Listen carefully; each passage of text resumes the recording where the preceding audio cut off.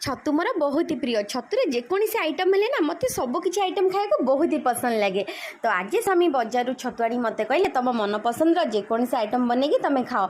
तो मोर तो मन पड़गला आ छोट बड़े मो माँ गाँ मानक जो बिल बाड़ी छतु हुए ना ये पाड़ छतु मो माँ तोलिकी आणिकी पियाज आलू देकी बढ़िया से भाजे। तो आमे मैंने तो भाई भौणी मैंने पूरा प्लेट खाई सफा करदे। तो आज माँ कथा मन पकईकि मो माँ परिकी आज छतु आलूर भजा बनई।